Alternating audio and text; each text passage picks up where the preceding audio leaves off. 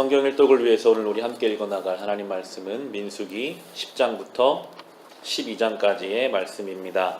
민수기 10장에서 대대적으로 하나님의 구름 기둥을 따르는 첫 행렬이 이제 기록됩니다. 10장 11절부터 13절까지 보시면 제2년 둘째 달 그달 20일에 증거궤가 보관된 그 성막에서 비로소 구름이 거쳤다.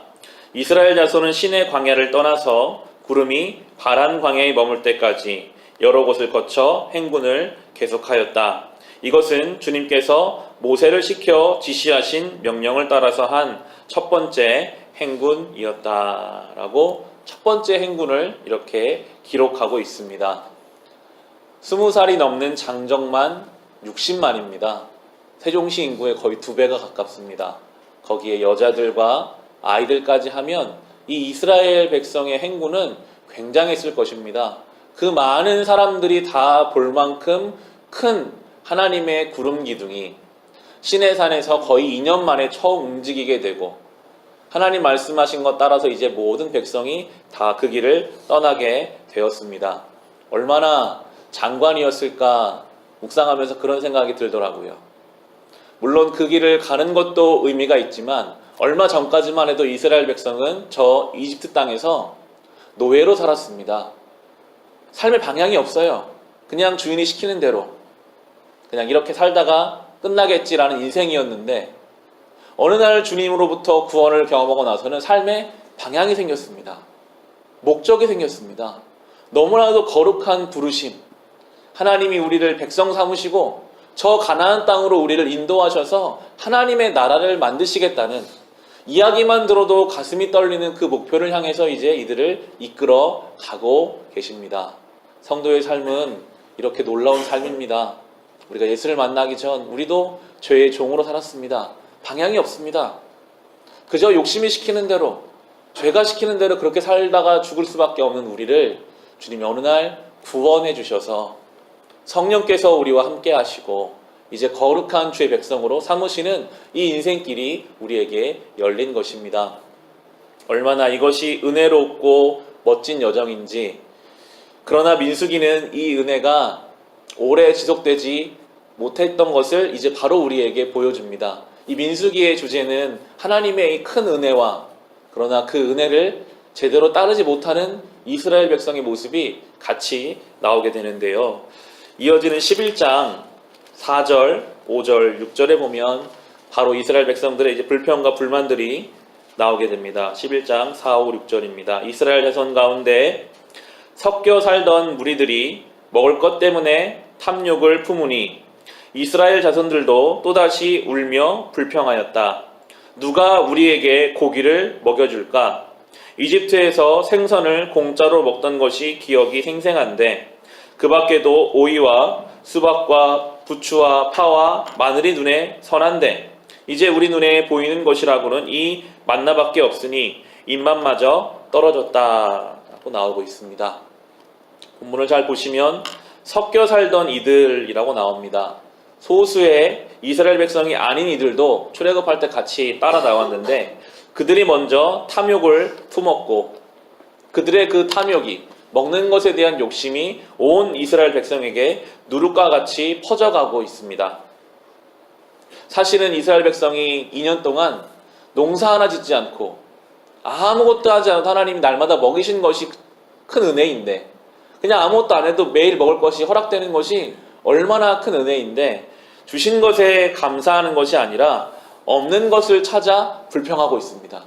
왜 우리는 고기를 못 먹나? 왜 우린 다른 것을 못 먹나?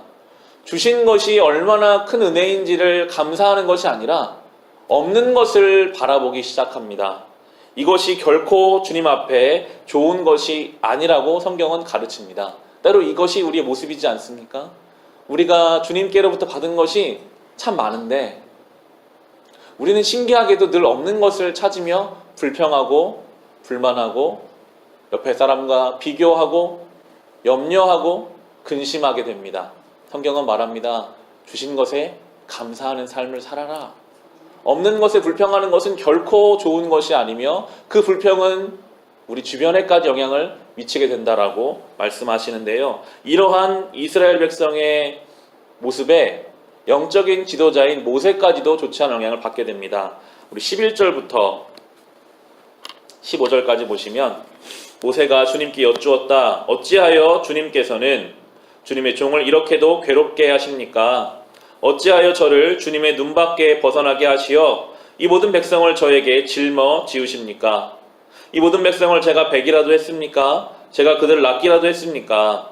어찌하여 저더러 주님께서 그들의 조상에게 맹세하신 땅으로 마치 유모가 젖먹이를 품듯이 그들을 품에 품고 가라고 하십니까? 백성은 저를 보고 울면서 우리가 먹을 수 있는 고기를 달라 하고 외치는데 이 모든 백성에게 줄 고기를 제가 어디서 구할 수 있습니까? 저 혼자서는 도저히 이 백성을 짊어질 수 없습니다. 저에게는 너무 무겁습니다.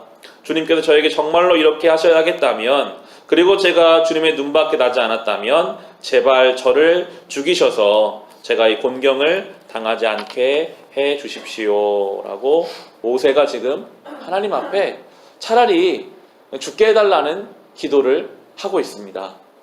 모세는 시내산에서 하나님을 정말 가까이서 경험한 사람입니다. 하나님 말씀을 받은 사람입니다. 모세가 하나님께 의지해서 지팡이를 들면 홍해가 갈라지고 그 놀라운 것을 경험했는데도 그도 역시 연약한 인간이기 때문에 자기가 원하는 대로 백성들이 따라오지 않고 많은 사람들의 요구 속에서 다 포기하고 싶고 차라리 죽고 싶고 혼자 감당하기 어렵다라고 하나님 앞에 고백하는 모습, 이것은 우리의 연약함을 보여줍니다. 모세도 이랬을진데 우리가 흔들리는 것은 어쩌면 당연한 일입니다. 우리도 이 신앙의 길을 가다 보면 포기하고 싶은 때가 올지도 모르겠습니다. 하나님, 저와 못하겠습니다. 저 그냥 차라리 죽고 싶습니다. 그런데 하나님께서는 이 모세의 기도를 들으시고 70명의 장로들을 세우셔서 그의 역할을 분담시켜 주시고 메추라기 떼를 불러오셔서 이스라엘 백성을 고기로 먹이시며 이제 이 광야길을 계속해서 이끌어 가십니다.